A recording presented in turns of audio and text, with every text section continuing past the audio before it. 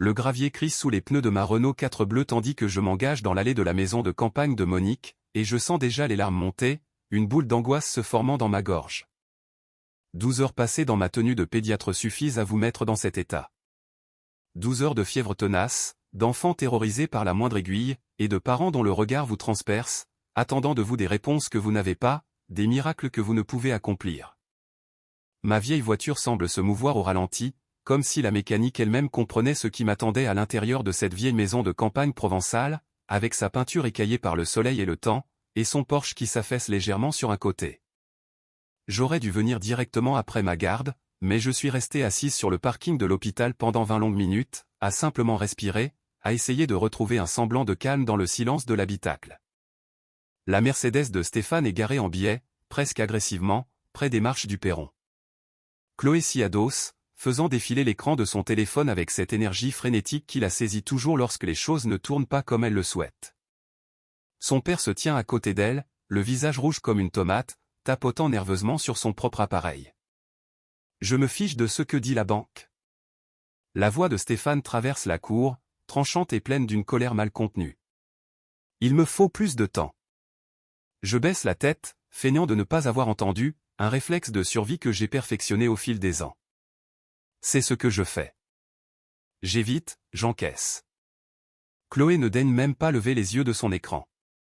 Papa, je viens de perdre un contrat de partenariat à 5 chiffres. Si cette vieille ne nous laisse pas cette maison, on est fini. Ma grand-mère. Elle parle de ma grand-mère comme d'un obstacle enfin écarté. Je serre le volant si fort que les jointures de mes doigts blanchissent, mais pas un mot ne sort de ma bouche. Jamais. À la place, je saisis mon sac à main et me dirige vers la porte d'entrée. Mes yeux sont rivés sur les marches en bois usé que j'ai gravies 1 millier de fois. La porte moustiquaire grince, un son immuable qui, autrefois, signifiait rentrer à la maison. Aujourd'hui, j'ai l'impression de pénétrer dans une fosse aux lions. À l'intérieur, le salon est bondé. Chaque chaise est occupée. Des gens se tiennent debout le long des murs, créant une aie d'honneur silencieuse et pesante. Les conversations s'éteignent pour se transformer en murmures dès mon apparition. Je balaie la pièce du regard, reconnaissant des visages familiers et d'autres que le temps a estompés. Des cousins que je n'ai pas vus depuis des années. Des voisins de la route. Oncle Jean, ses mains burinées par le travail de la terre croisée sur ses genoux, le regard perdu dans le vague. Maman, Valérie, me fait un signe depuis le canapé. À 53 ans, elle essaie toujours de contenter tout le monde, de lisser les angles, d'éteindre les incendies avant qu'ils ne se propagent. Elle m'a gardé une place à côté d'elle. Lorsque je m'y effondre, elle me serre la main. Sa paume est moite.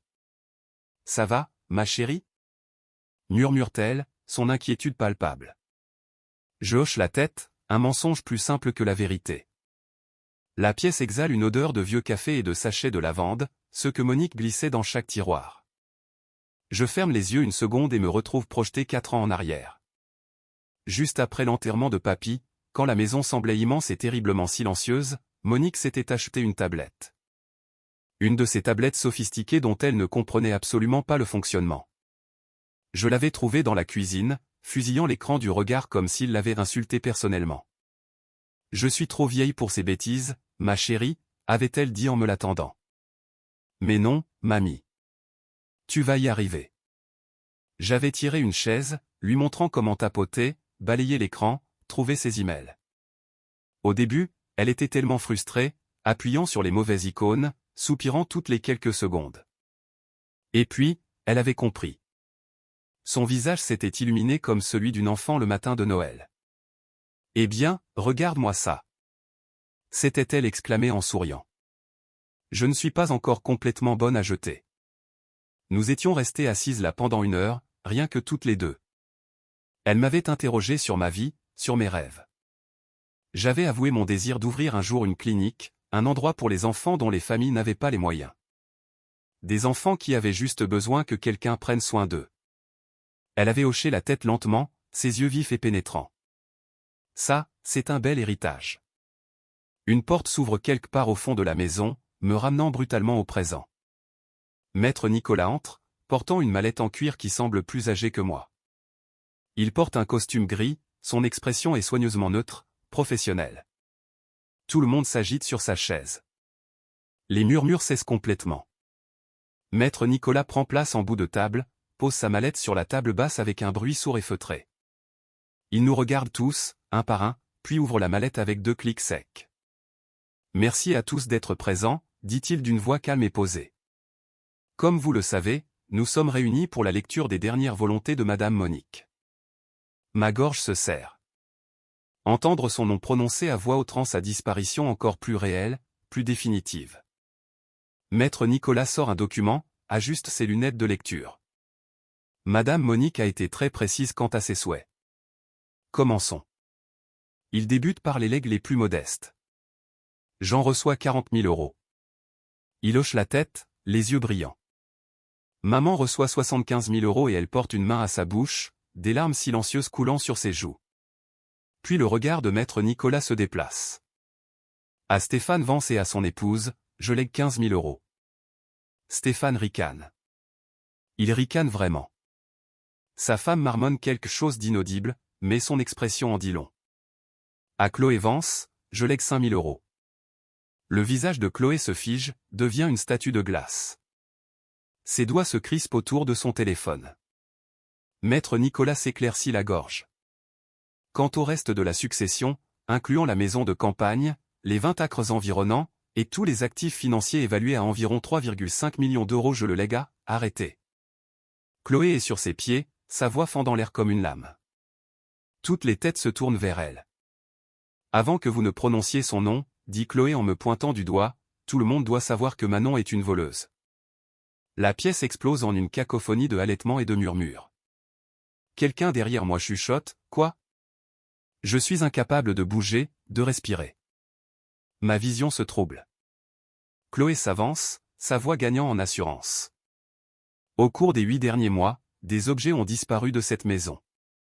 Une montre Patek Philippe, un collier de saphir, des pièces d'or 45 000 € d'objets de valeur, envolés. Elle se tourne vers l'assemblée, jouant la comédie comme sur une scène. Et qui était ici chaque week-end? Qui avait accès à toutes les pièces de cette maison? Elle ne rendait pas visite à sa grand-mère. Elle faisait des repérages. Stéphane hoche la tête, la soutenant. C'est vrai. Nous avons tous remarqué que des choses manquaient. Marie, une des amies de maman, prend la parole depuis son coin. J'ai vu Manon au mont-de-piété du centre-ville il y a 6 mois. Je n'y ai pas prêté attention à l'époque, mais maintenant je me souviens de ce jour. Monique m'avait demandé de l'accompagner pour faire expertiser des bijoux pour l'assurance. Je l'Y avais conduite moi-même. Elle était juste à côté de moi. Mais je ne peux pas le dire. Ma voix est enfouie quelque part au fond de ma poitrine, verrouillée par des années de silence, d'évitement des conflits, à laisser couler pour maintenir une paix factice. Maman me serre la main plus fort. Manon, dis quelque chose. J'ouvre la bouche. Rien ne sort. Chloé sourit. Un petit sourire triomphant. Et à cet instant, je réalise qu'elle a tout planifié. Absolument tout. Maître Nicolas lève une main, et ce simple geste parvient à fendre le chaos. Veuillez vous asseoir, mademoiselle Vance.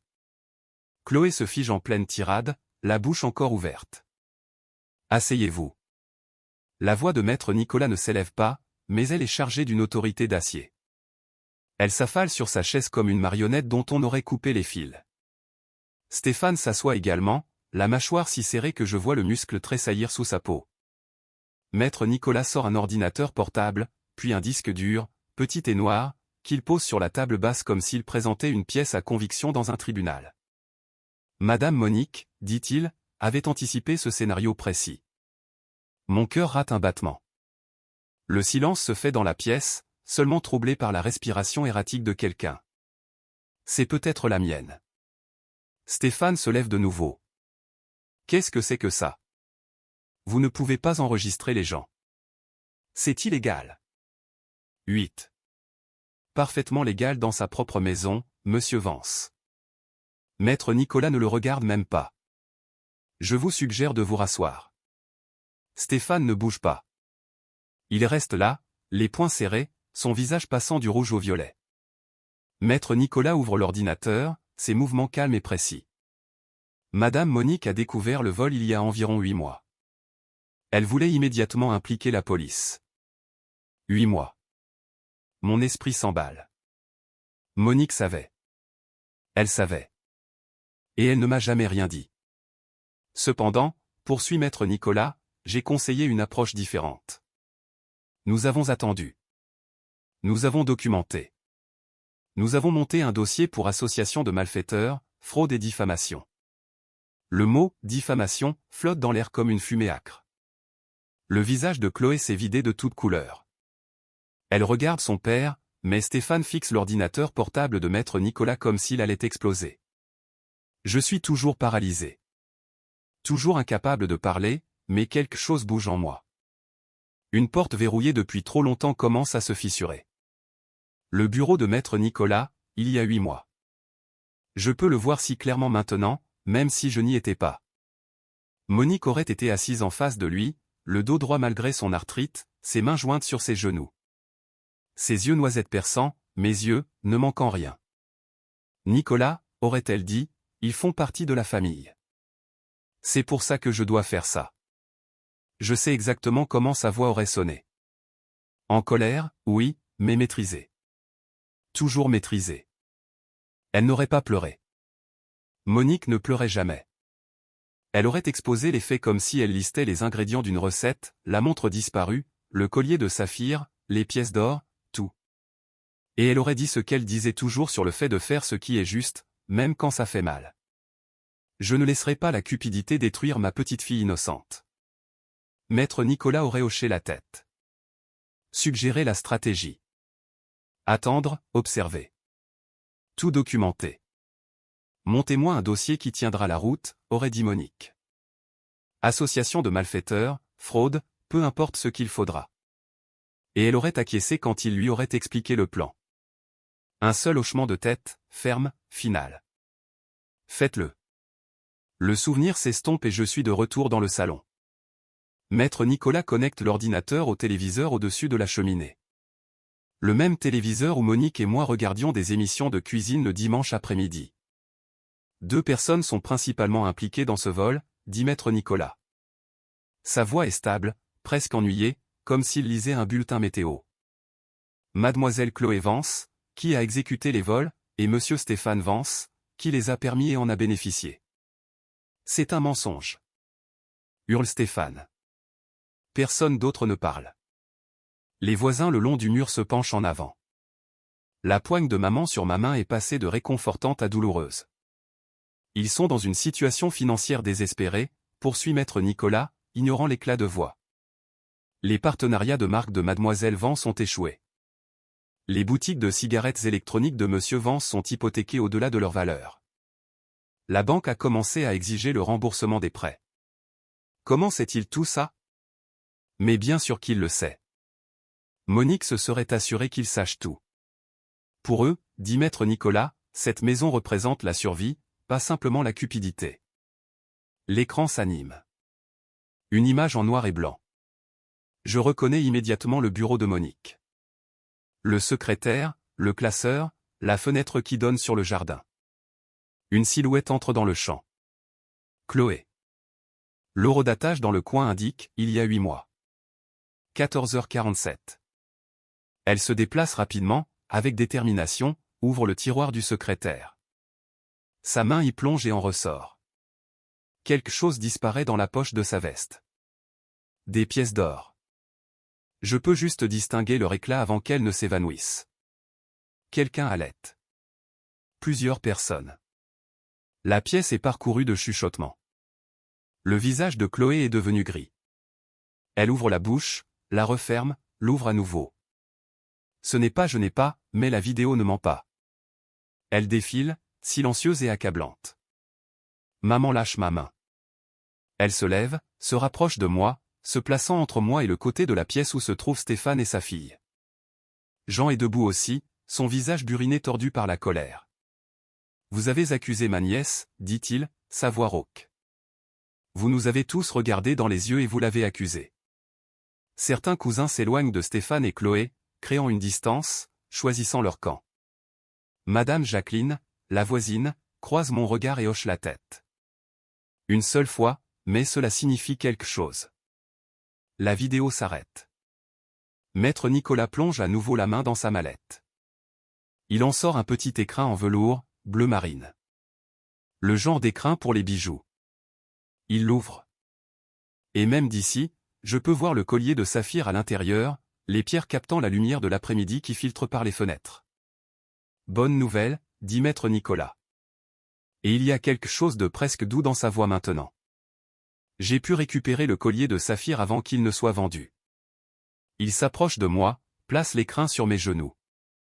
Je le regarde fixement, ce collier que Monique portait à tous les dîners de fête, celui que Papy lui a offert pour leur 40e anniversaire de mariage. Mes mains tremblent. Le testament contient une clause de moralité, dit Maître Nicolas, s'adressant à nouveau à la salle. Toute personne ayant volé Madame Monique perd son héritage et devient redevable de la valeur de remplacement totale des objets volés. 150 000 €. Indépendamment de ce qu'ils ont reçu du receleur. Le visage de Stéphane change. Je vois le calcul se faire derrière ses yeux. 150 000 € qu'ils n'ont pas. Ne peuvent pas avoir. C'est de la folie, dit-il. Mais sa voix a perdu sa puissance. Chloé pleure maintenant. Pas de jolies larmes. Le genre qui vous fait le visage bouffi et le nez qui coule. Je referme l'écrin de velours. Le déclic résonne. Monique savait. Elle savait tout. Elle a vu tout ce qui se passait et elle a planifié ce moment. Planifié pour moi, parce qu'elle savait que je ne pourrais pas les affronter moi-même. Et elle avait raison. Mais elle m'a quand même donné les armes. L'ordinateur portable reste connecté au téléviseur. Les mains de Maître Nicolas se déplacent avec la précision d'un chirurgien, cliquant sur des fichiers dont j'ignorais l'existence. Ma poitrine est oppressée, comme si quelqu'un avait enroulé ses poings autour de mes poumons et refusé de lâcher. Il y a plus, dit Maître Nicolas. Chloé s'agite sur son siège. Elle a arrêté de faire défiler son téléphone pour la première fois depuis que j'ai franchi cette porte. Elle semble incertaine. L'écran scintille. De nouvelles images apparaissent. Horodatées il y a 3 mois. Caméra de la cuisine. Je reconnais immédiatement la table. Celle où Monique étalait la pâte à tarte. De la farine saupoudrant tout à 1 mètre à la ronde. Stéphane est assis en face de Chloé. Tous deux se penchent en avant comme des conspirateurs. J'ai dit à tout le monde que Manon faisait des repérages. La voix de Chloé sort des haut-parleurs, claire comme une cloche d'église.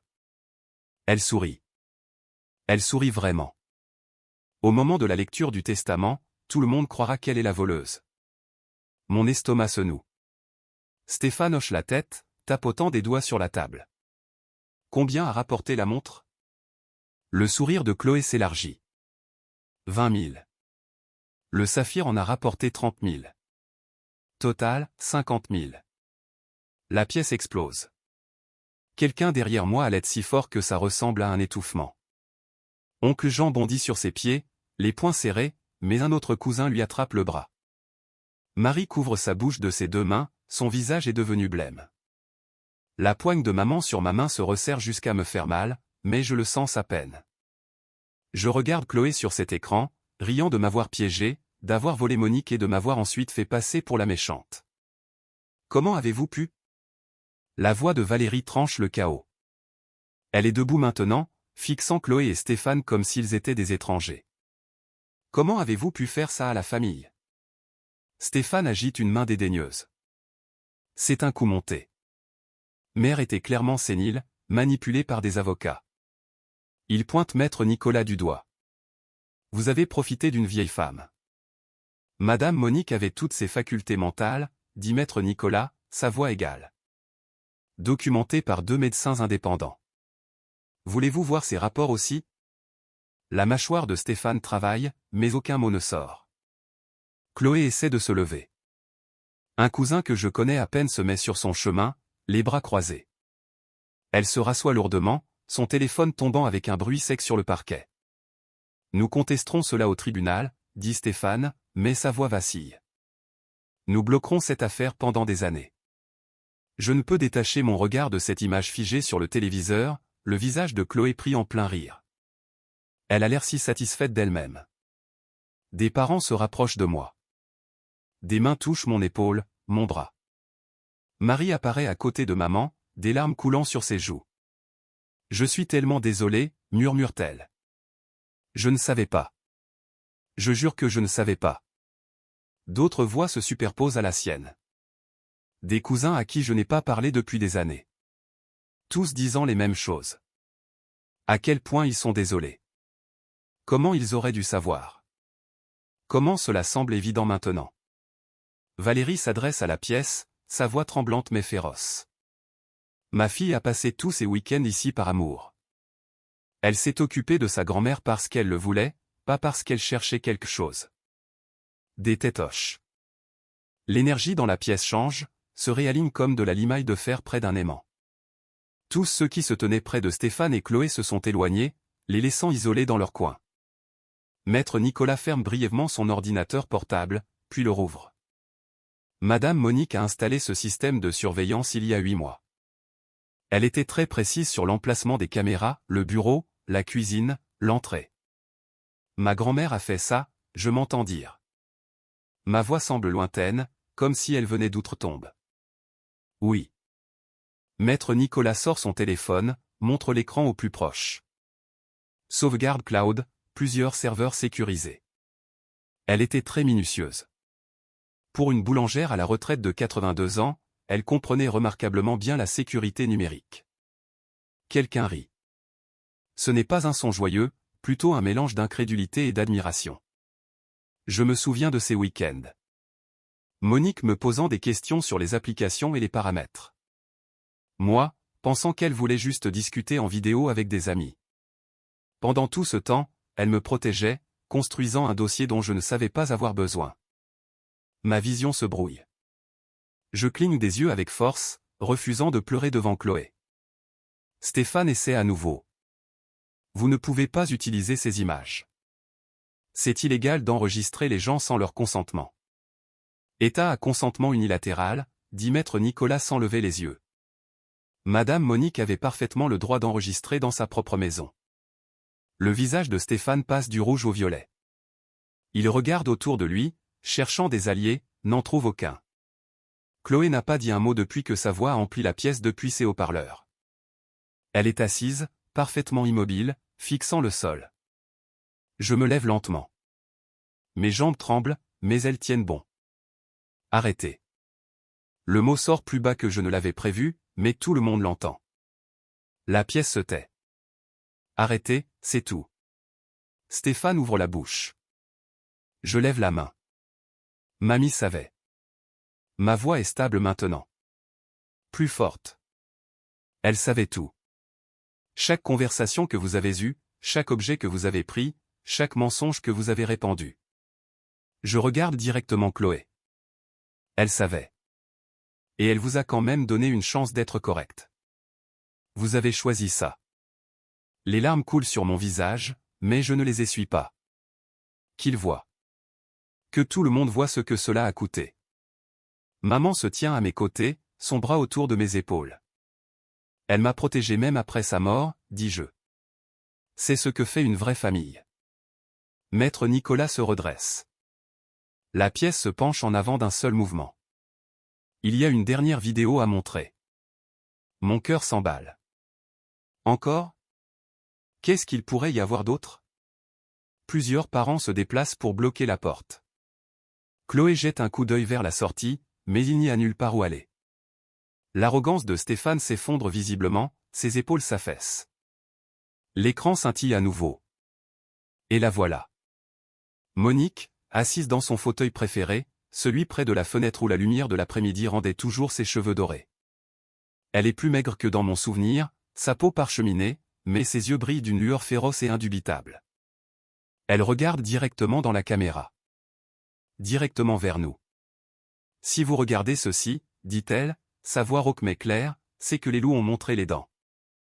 La pièce retient son souffle, tous les yeux fixés sur l'écran. Sur elle, sur ce qu'elle va dire. Quelqu'un derrière moi halète. Chloé essaie de se faufiler vers la porte. Oncle Jean se déplace pour lui barrer le passage sans un mot. Monique fait une pause, regarde directement la caméra. Directement vers nous. J'étais peut-être vieille, mais je n'ai jamais été stupide. Stéphane commence à se lever. C'est, asseyez-vous, monsieur Vance. Maître Nicolas n'élève pas la voix, mais quelque chose dans son ton fait que Stéphane se laisse retomber sur sa chaise. À l'écran, Monique ajuste ses lunettes. Le geste est si familier qu'il en est douloureux. Stéphane, Chloé, je vous ai observé. Je vous ai regardé me voler.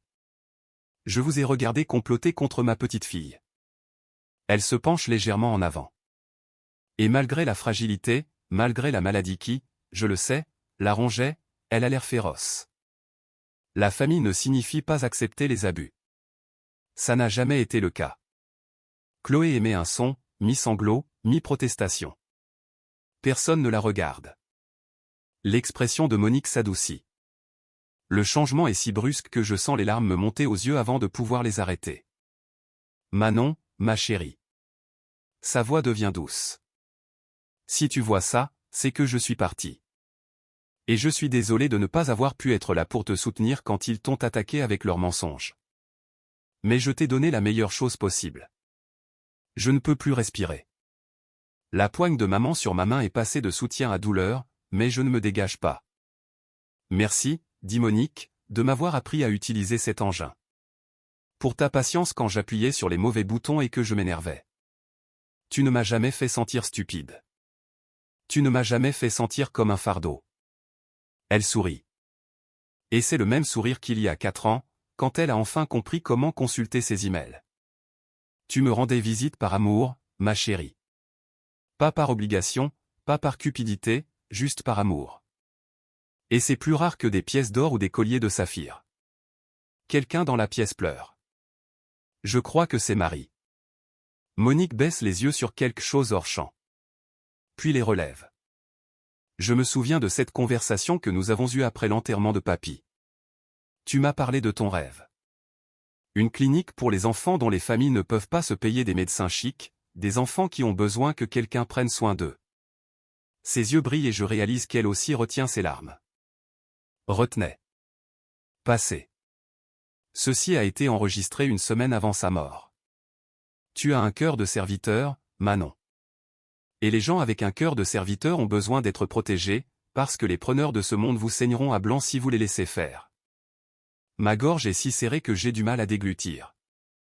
Alors, voilà ce que je fais. Monique se redresse dans son fauteuil. Toute professionnelle maintenant. L'intégralité de la succession revient à Manon Mitchell. 3,5 millions d'euros. La maison de campagne, les 20 acres, tous les actifs que je possède. Elle saura quoi en faire. La pièce explose, non pas de la manière chaotique que lors de l'accusation de Chloé, mais en une vague de murmures approbateurs. J'entends des gens dire « Bien, c'est juste » et « Il était temps ». Stéphane se lève à nouveau, le visage violet. « Vous ne pouvez pas la laisser finir », dit maître Nicolas. Sa main repose sur son ordinateur portable, prête à mettre la vidéo en pause si nécessaire. Mais Monique parle toujours. Manon m'a dit qu'elle voulait ouvrir une clinique communautaire. Un endroit où chaque enfant pourrait recevoir des soins, peu importe ce que ses parents peuvent se permettre. Des programmes périscolaires, un soutien psychologique, une aire de jeu, même, le sourire de Monique s'agrandit. Ça, c'est un bel héritage. Mieux que n'importe quelle somme d'argent dormant dans une banque. Mieux qu'une maison de campagne prenant la poussière. Je me souviens lui avoir dit exactement ces mots, décrivant le rêve auquel j'osais à peine croire. Elle avait écouté si attentivement, posant des questions, me faisant peindre le tableau complet pour elle. Utilise cet héritage pour ton rêve, ma chérie. Construis quelque chose qui compte. Aide ces enfants qui ont besoin de toi. Elle fait une pause et quelque chose de malicieux traverse son visage. Quelque chose de si typiquement mamie que je ris presque malgré les larmes qui coulent sur mon visage. Elle fait un clin d'œil à la caméra. Et ne sous-estimez jamais une boulangère avec le Wi-Fi. La vidéo se termine. L'écran devient noir. Pendant un instant, personne ne bouge. Personne ne parle. Puis maître Nicolas ferme son ordinateur portable avec un clic doux. Il se lève, scrute la pièce avec la même expression neutre qu'il a maintenue tout ce temps. Stéphane Vance. Chloé Vance. vos legs initiaux de 15 000 et 5 000 € sont par la présente annulés en vertu de la clause de moralité du testament de Madame Monique. Quoi? La voix de Chloé se brise. De plus, poursuit Maître Nicolas, vous êtes solidairement responsable de la valeur de remplacement totale de tous les objets volés. 150 000 €, payables sous 30 jours. Stéphane se précipite en avant. Nous n'avons pas 150 000 €. Alors je vous suggère de les trouver. Maître Nicolas ouvre sa mallette, sort un autre dossier. L'alternative est que je transmette ce dossier de preuves complet au procureur de la République. Vol, association de malfaiteurs en vue de commettre une escroquerie, et diffamation criminelle. Le procureur de la République a déjà examiné les preuves préliminaires et est prêt à engager des poursuites. Il les regarde par-dessus ses lunettes de lecture. On m'a dit que la peine de prison potentielle est considérable. Chloé tremble. Elle tremble vraiment. C'est de la folie. Elle ne peut pas faire ça. Elle l'a déjà fait, dit simplement Maître Nicolas. Stéphane se tourne vers moi. Son visage est tordu de rage, et pendant une seconde, je pense qu'il pourrait vraiment essayer de me frapper. Tu ne t'en tireras pas comme ça. Il tend la main vers l'ordinateur portable. Jean se déplace rapidement, saisissant le bras de Stéphane et le tordant en arrière. Deux de mes cousins que je connais à peine s'interposent, se plaçant entre Stéphane et Maître Nicolas. Ne fais pas ça, dit Jean doucement. Surtout pas. Maman se lève, m'entraînant avec elle. Elle m'enlace, et je réalise que je tremble plus que Chloé. Mais c'est différent. Je tremble de soulagement, de chagrin, et de quelque chose qui ressemble à la liberté commençant à fissurer la glace dans laquelle j'étais prisonnière. Des gens me félicitent. Des voisins à qui je n'ai pas parlé depuis des années proposent leur aide pour tout ce dont j'aurais besoin. Valérie pleure, mais elle sourit aussi, murmurant « Je suis tellement désolée. Je ne savais pas. » Encore et encore. Maître Nicolas s'approche de moi avec un petit paquet emballé dans du papier craft.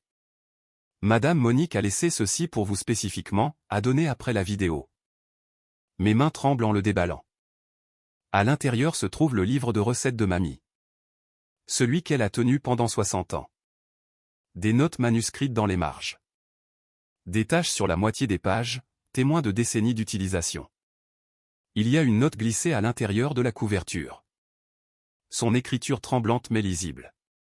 Pour les ventes de gâteaux de la clinique. Avec tout mon amour, mamie. Je serre le livre contre ma poitrine et me laisse enfin pleurer.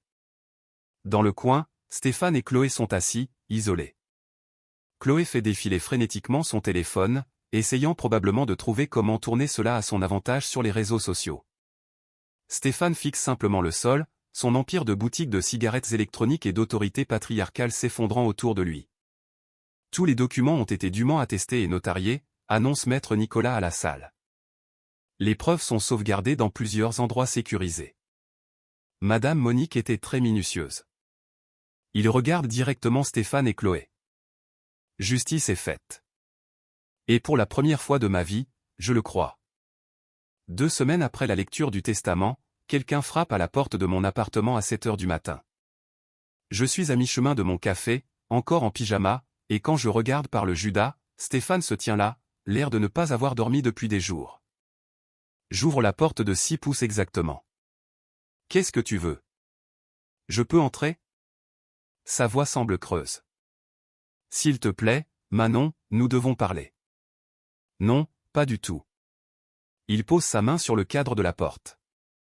Pas de manière agressive, juste fatigué. Ta grand-mère n'aurait pas voulu ça. La famille ne devrait pas détruire la famille. Tu as raison, dis-je. Elle n'aurait pas voulu le vol. Elle n'aurait pas voulu le complot. Elle n'aurait certainement pas voulu que tu m'accuses de crimes que vous avez commis. Pense à l'avenir de Chloé. Je ris presque. J'y ai pensé. C'est pourquoi j'ai regardé ces vidéos 3 fois. Celle où elle prévoyait de détruire le mien. Sa mâchoire se crispe. 150 000 € nous ruineront. Alors vous n'auriez pas dû en voler 50 000. Je recule.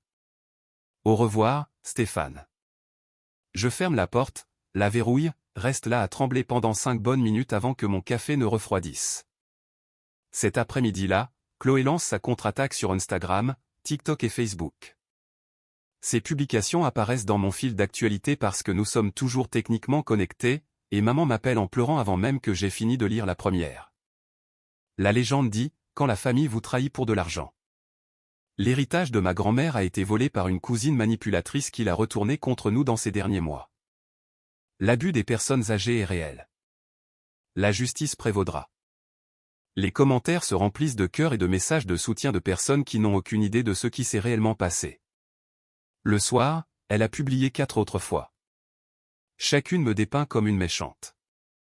Maman se présente à mon appartement avec des impressions, de vraies copies papier des publications de Chloé, comme des preuves pour un procès. Linda reçoit des appels, dit maman. Linda est sa sœur, la mère de Chloé. Elle veut que tu prennes l'argent et que tu laisses tout tomber.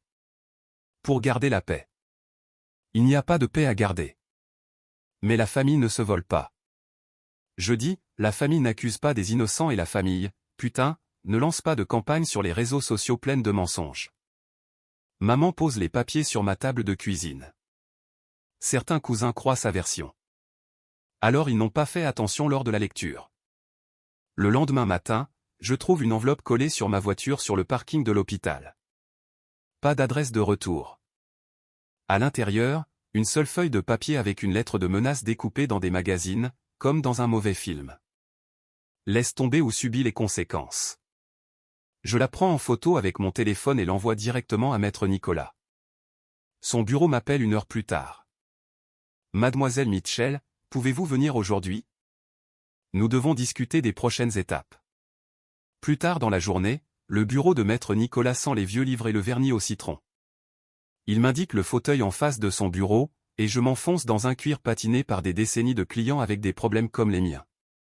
Les menaces s'intensifient, dit-il en croisant les mains. Nous devons décider jusqu'où vous voulez aller. Quelles sont mes options? Accepter leur offre et tourner la page, ou nous portons plainte. Vol, association de malfaiteurs, fraude. Chloé pourrait faire de la prison. Stéphane éviterait probablement la prison, mais ferait face à des amendes importantes et à un casier judiciaire. Je regarde la fenêtre derrière lui. Dehors, la circulation suit des schémas prévisibles. Des gens menant leur vie normale pendant que la mienne se divise en 2 futurs possibles.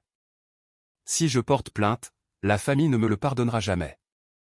Si vous ne le faites pas, dit Maître Nicolas doucement, ils sauront qu'ils peuvent s'en tirer avec n'importe quoi. Je pense à Monique dans sa cuisine, tapotant cet écran de tablette avec détermination, apprenant la technologie à 82 ans parce qu'elle refusait d'être laissée pour compte. Planifiant toute cette stratégie parce qu'elle savait exactement qui étaient Stéphane et Chloé. Elle m'a donné les outils pour me défendre, dis-je. Je vais les utiliser. Maître Nicolas hoche la tête une fois. Alors, nous procédons. Au cours de la semaine suivante, Maître Nicolas agit comme un maître d'échecs, exécutant un plan avec 30 coups d'avance. Il contacte chaque sponsor de marque avec lequel Chloé a travaillé, envoyant des avis formels sur les enquêtes de fraude en cours et les preuves documentées d'activités criminelles. Les clauses de moralité dans ces contrats commencent à s'activer. Il informe le fisc des biens volés et de leur valeur réelle. Le recel de Chloé, plus 3 ans de revenus d'influenceuse non déclarés. Il s'avère que vendre son style de vie à ses abonnés signifie que le gouvernement veut sa part. Il envoie un avis formel à la banque de Stéphane concernant l'acquisition frauduleuse d'actifs et les actions en justice en cours. La banque, qui menaçait déjà de saisie immobilière de ses boutiques de cigarettes électroniques, accélère son calendrier. Le journal local reprend l'histoire 5 jours plus tard. Les preuves numériques d'une grand-mère révèlent un vol familial. Le journaliste interviewe Maître Nicolas, publie des extraits des documents judiciaires, inclut des images fixes des vidéos avec les visages floutés, mais le contexte est limpide. L'Instagram de Chloé devient privé cet après-midi-là. Ses sponsors la lâchent le soir même. L'un d'eux publie une déclaration « Nous ne nous associons pas à des individus faisant l'objet d'une enquête criminelle ». La réputation commerciale de Stéphane s'effondre en 48 heures. Ses fournisseurs commencent à exiger le paiement à la livraison. Ses partenaires prennent publiquement leur distance. Le 29e jour, Maître Nicolas appelle. Ils sont là. Pouvez-vous venir maintenant? Je quitte l'hôpital en pleine garde. Mon supérieur comprend après mon explication. Stéphane et Chloé sont assis dans la salle d'attente de Maître Nicolas, méconnaissable. Le costume de Stéphane est froissé. Chloé ne porte pas de maquillage, ses cheveux sont tirés en une queue de cheval négligée. Tous deux évitent mon regard quand je passe. Dans le bureau de maître Nicolas, un chèque de banque de 50 000 € repose sur son bureau. Ils ont tout liquidé, dit maître Nicolas. Hypothéqué les boutiques de cigarettes électroniques, vendu la Mercedes de Chloé. C'est leur dernier actif. Stéphane et Chloé entrent quand maître Nicolas les appelle. Ils me regardent comme si j'étais une étrangère. Je prends le chèque. Mamie vous a pardonné. Je choisis d'aller de l'avant. Les épaules de Chloé s'affaissent de soulagement. Mais pardonner ne signifie pas oublier, je continue. Et ça ne signifie pas arrêter les conséquences que vous avez méritées. Cette restitution est distincte de la plainte pénale. Quoi? La voix de Stéphane se brise. On a payé. Vous avez payé ce que vous deviez pour le vol, dit maître Nicolas. L'enquête pour fraude se poursuit indépendamment. Je signe l'ordonnance de non-communication préparée par maître Nicolas. Stéphane et Chloé la signent aussi, leurs mains tremblantes. Quand ils partent, Stéphane n'essaie pas de me serrer dans ses bras. Chloé ne se retourne pas. 3 jours plus tard, une enveloppe officielle du fisc arrive à l'adresse de Chloé. Les enquêteurs fédéraux veulent des documents remontant à 3 ans. Des accusations d'évasion fiscale sont en attente. Stéphane dépose le bilan la même semaine et je me tiens devant la maison de Monique, regardant les équipes de construction commencer les travaux de la clinique, tenant des plans d'architecte avec son écriture dans les marges, rendez-le accueillant. 6 mois plus tard, la maison de campagne n'est plus la même. Ou peut-être qu'elle est plus elle-même que jamais. Je suis dans l'allée, en jean et t-shirt gris délavé, regardant les entrepreneurs installer les dernières pièces de l'aire de jeu. La balançoire brille sous le soleil de l'après-midi. Un toboggan descend en une courbe de couleur primaire vive que Monique aurait adoré. Le panneau près de la route indique « Le centre communautaire chez Monique » en lettres assez grandes pour être vu depuis la nationale. L'un des entrepreneurs, un homme nommé Léo avec des bottes de travail tachées de peinture, me désigne la cour latérale près des fenêtres. Je dis sans hésiter, la lumière du matin est la meilleure pour les salles pour les activités périscolaires. Il hoche la tête et s'en va. Je ne me remets plus en question. Je ne m'excuse plus d'avoir des opinions. Je ne me rétracte plus en espérant que quelqu'un d'autre décidera. À l'intérieur, les pièces qui abritaient autrefois le matériel de patchwork de Monique et les lits d'appoint contiennent maintenant des tables à taille d'enfant et des fournitures artistiques. La cuisine où elle m'a appris à faire des sablés reçoit des appareils de qualité professionnelle pour des cours de cuisine. Sa chambre à l'étage est en cours de conversion en mon bureau, d'où je gérerai la gestion de la clinique. Madame Jacqueline entre par la porte d'entrée avec son déambulateur, sa fille Léa soutenant son coude. Elles sont en avance pour leur rendez-vous, mais ce n'est pas grave. Ici, tout fonctionne avec la patience, pas les horaires. Venez vous asseoir, Madame Jacqueline, dis-je en tirant l'une des nouvelles chaises dans ce qui était autrefois le salon. Le mobilier est différent maintenant, agencé pour les consultations plutôt que pour les réunions de famille. Mais les photos de Monique sont toujours accrochées au mur. Madame Jacqueline s'installe avec un soupir de reconnaissance. Léa dit, il me faudrait une de ces tablettes pour voir les photos de mes petits-enfants en Californie. Je souris, tirant une chaise près d'elle. Vous allez y arriver. Laissez-moi vous montrer. Ses yeux s'écarquillent quand je lui tends la tablette. Oh, ma chérie, je suis trop vieille pour ça. Les mots me transpercent. Il y a 4 ans, presque exactement. Monique, assise dans sa cuisine, frustrée, têtue et absolument convaincue qu'elle ne pouvait pas apprendre. Mais non, dis-je, faisant écho aux mots que j'ai appris de la meilleure professeure que j'ai jamais eue. Vous allez y arriver. Je la guide de la même manière que mamie m'a appris à la guider. Lentement, patiemment, célébrant chaque petit succès. Quand Madame Jacqueline réussit à ouvrir son application de messagerie, elle pousse un petit cri de joie. Eh bien, regardez-moi ça. Son visage s'illumine exactement comme celui de mamie. J'ai réussi. Léa s'essuie les yeux. Merci, Manon. Maman était si nerveuse à propos de la technologie. La technologie a juste besoin d'un professeur patient, dis-je. C'est quelque chose que ma grand-mère m'a appris. Maman arrive 1 heure plus tard avec Jean, tous deux portant des boîtes de fournitures données. Elle me serre fort dans ses bras dans l'embrasure de la porte, et je ne me dégage pas. Je ne minimise pas le moment. Je me laisse simplement étreindre. Je suis si fier de toi, murmure-t-elle. J'empose ses boîtes et examine l'avancement des travaux. Monique aurait adoré ça. Elle l'a planifié, dis-je simplement. Parce qu'elle l'a fait. Chaque élément de ceci. Pas seulement l'argent, bien que cela l'ait rendu possible. Elle a planifié ma liberté, ma capacité à me tenir droite sans m'effondrer. Ma chance de construire quelque chose qui comptait. La famille élargie vient maintenant le samedi pour faire du bénévolat. Des cousins qui me parlaient à peine à la lecture du testament peignent maintenant les murs et organisent les fournitures. Ils s'excusent parfois, maladroitement, d'avoir cru les mensonges de Chloé. Je ne leur en veux pas. La manipulation fonctionne parce qu'elle est convaincante. Nous lançons un groupe de soutien le mois prochain pour les personnes confrontées à la manipulation familiale. Des survivants d'abus qui ont besoin d'un endroit sûr. Je partagerai mon histoire et peut-être que cela aidera quelqu'un d'autre à réaliser que se protéger n'est pas égoïste. Mamie m'a appris que la documentation l'emporte sur l'accusation, je dis aux bénévoles lors de notre réunion de planification. Mais plus que ça, elle m'a appris que la famille devrait vous construire, pas vous démolir. Stéphane travaille dans une station-service maintenant. Je l'ai appris d'un cousin qui l'a vu faire le plein sur la route nationale 7, portant un uniforme avec un badge nominatif. Ses boutiques de cigarettes électroniques ont été saisies par les créanciers. Il vit dans un studio près de l'autoroute. Chloé attend toujours son procès. Les accusations fédérales d'évasion fiscale n'avancent pas vite, mais elles avancent minutieusement. Ses comptes de réseaux sociaux ont disparu. Toutes ces photos soigneusement mises en scène d'une vie qui était principalement fictive. Elle travaille dans la vente au détail au centre commercial Outlet, le genre de travail dont elle se moquait. Je ne célèbre pas leur chute. Je ne me sens pas triomphante de leur souffrance. Je me sens juste libre. En fin d'après-midi, tout le monde part, je suis seul dans la cuisine de Monique. Ma cuisine, maintenant.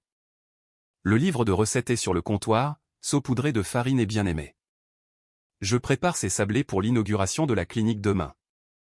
Le soleil couchant entre par les fenêtres, peignant tout en or. Dehors, j'entends les rires des enfants du quartier qui se sont déjà appropriés l'aire de jeu. Sur le mur, j'ai accroché une photo de Monique et moi lors de cette première leçon de tablette. Toutes les deux souriantes. À côté, un billet d'1 € encadré. Le premier don à la clinique d'un voisin qui se souvenait de la gentillesse de Monique.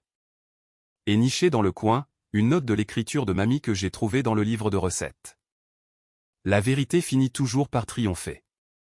Je souris, roulant la patte entre mes paumes, et je réalise que je n'essaie plus de maintenir la paix. Je construis quelque chose de bien plus précieux.